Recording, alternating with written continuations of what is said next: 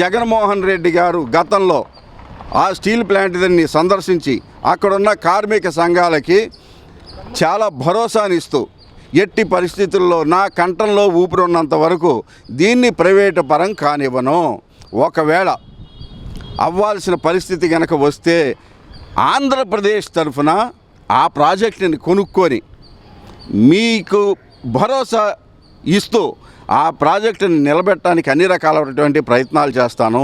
దానికి ఆర్థిక ప్యాకేజ్ ఒకటి ప్రకటించడం, దానికి ఐరన్ ఓరు గనుల్ని కేటాయించడం, ఇట్లాంటివన్నీ ఆయన కొన్ని సూచనలు చేశారు.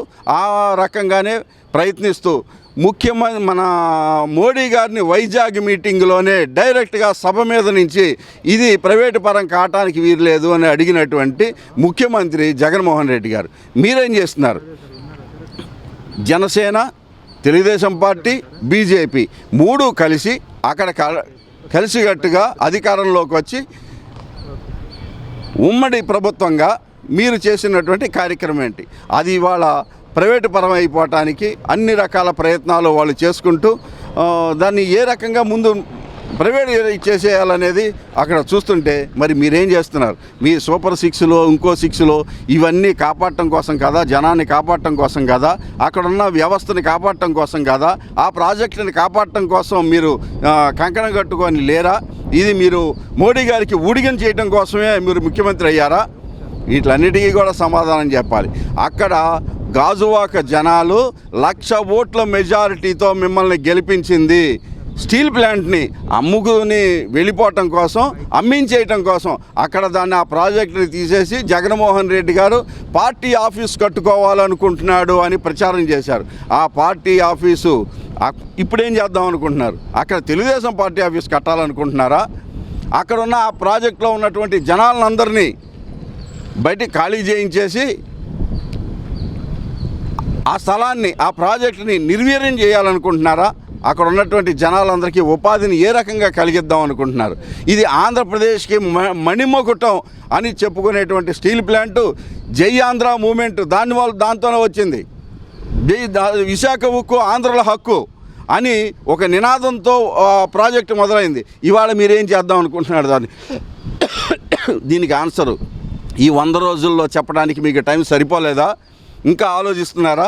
ఇంకెంత టైం కావాలి? ఇంకో 10 సంవత్సరాలు అయితే చెప్పగలరా?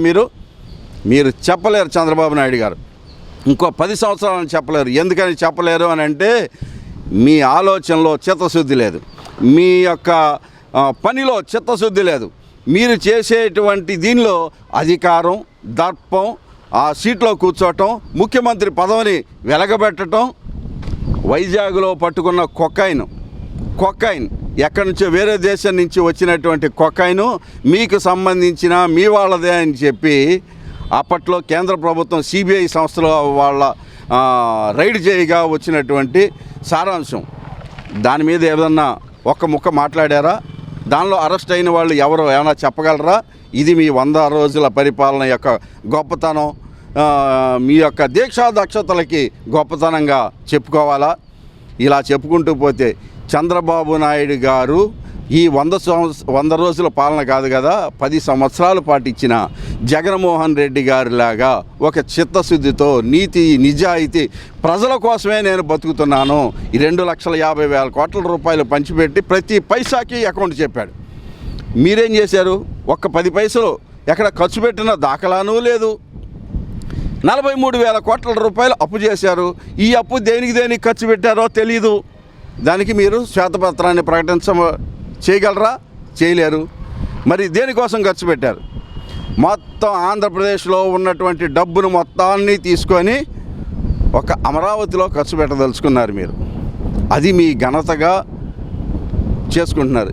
ఈ అమరావతి ఏమైంది? మునిగిపోయి కూర్చుంది.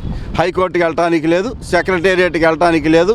మీ ఇల్లు మునిగిపోయి మీరు వచ్చి కలెక్టర్ ఆఫీసులో తలదాచుకొని జనాలందరికీ ఏమని ఇచ్చారు? మీరు ఈ వరదల్లో మునిగిపోయిన వాళ్ళని హెల్ప్ చేసి వాళ్ళందరూ రోడ్డు ఎక్కేంత వరకు నేను ఇక్కడే పడుకుంటా.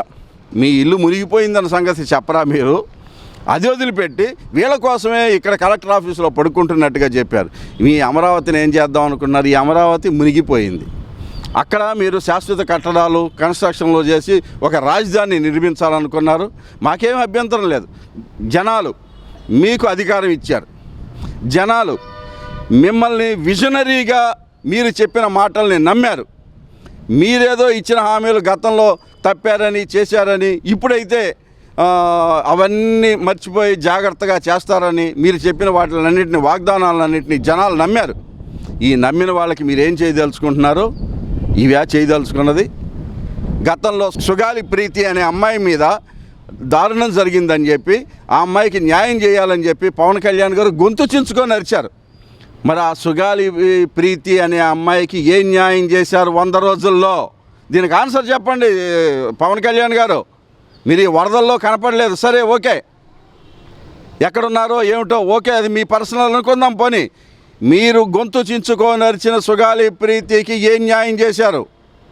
ఎక్కడ అన్యాయం జరిగింది అమ్మాయికి? దానికి ఏం న్యాయం చేశారు? దానికి ఆన్సర్ చెప్పరా? ఈ చెప్పకపోవటం కూడా మీ ఘనత కింద తీసుకుంటారా? 100 రోజుల పాటు చేసినటువంటి ఘనతలో కార్యక్రమాల్లో భాగంగా చప్పట్లు కొట్టదలుచుకున్నారా? డప్పు కట్టుకోదలుచుకున్నారా?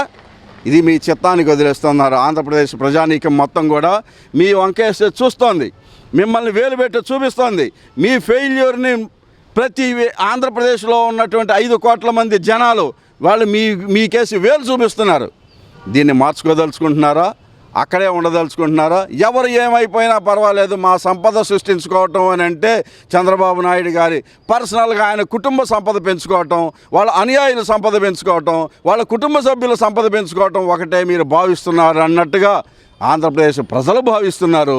సుగాలి ప్రీతి అనే అమ్మాయి మీద దారుణం జరిగిందని చెప్పి ఆ అమ్మాయికి న్యాయం చేయాలని చెప్పి పవన్ కళ్యాణ్ గారు గొంతు చించుకొని అరిచారు. మరి ఆ సుగాలి ప్రీతి అనే అమ్మాయికి ఏం న్యాయం చేశారు 100 రోజుల్లో? దీనికి ఆన్సర్ చెప్పండి పవన్ కళ్యాణ్ గారు. మీరు ఈ వరదల్లో కనపడలేదు, సరే ఓకే, ఎక్కడున్నారో ఏమిటో ఓకే, అది మీ పర్సనల్ అనుకుందాం. పోనీ మీరు గొంతు చించుకొని అరిచిన సుగాలి ప్రీతికి ఏం న్యాయం చేశారు? ఎక్కడ అన్యాయం జరిగింది అమ్మాయికి? దానికి ఏం న్యాయం చేశారు? దానికి ఆన్సర్ చెప్పరా? ఈ చెప్పకపోవటం కూడా మీ ఘనత కింద తీసుకుంటారా? 100 రోజుల పాటు చేసినటువంటి ఘనతలో కార్యక్రమాల్లో భాగంగా చప్పట్లు కొట్టదలుచుకున్నారా? డప్పు కట్టుకోదలుచుకున్నారా? ఇది మీ చిత్తానికి వదిలేస్తున్నారు. ఆంధ్రప్రదేశ్ ప్రజానీకం మొత్తం కూడా మీ వంకేసి చూస్తోంది, మిమ్మల్ని వేలు పెట్టి చూపిస్తోంది. మీ ఫెయిల్యూర్ని ప్రతి ఆంధ్రప్రదేశ్లో ఉన్నటువంటి 5 కోట్ల మంది జనాలు వాళ్ళు మీకేసి వేలు చూపిస్తున్నారు. దీన్ని మార్చుకోదలుచుకుంటున్నారా? అక్కడే ఉండదలుచుకుంటున్నారా? ఎవరు ఏమైపోయినా పర్వాలేదు, మా సంపద సృష్టించుకోవటం అని అంటే చంద్రబాబు నాయుడు గారి పర్సనల్గా ఆయన కుటుంబ సంపద పెంచుకోవటం, వాళ్ళ అనుయాయుల సంపద పెంచుకోవటం, వాళ్ళ కుటుంబ సభ్యుల సంపద పెంచుకోవటం ఒకటే మీరు భావిస్తున్నారు అన్నట్టుగా ఆంధ్రప్రదేశ్ ప్రజలు భావిస్తున్నారు. దీన్ని ఏ రకంగా మీరు సమర్థించుకుంటారో మీ చిత్తానికి వదిలేస్తున్నాం.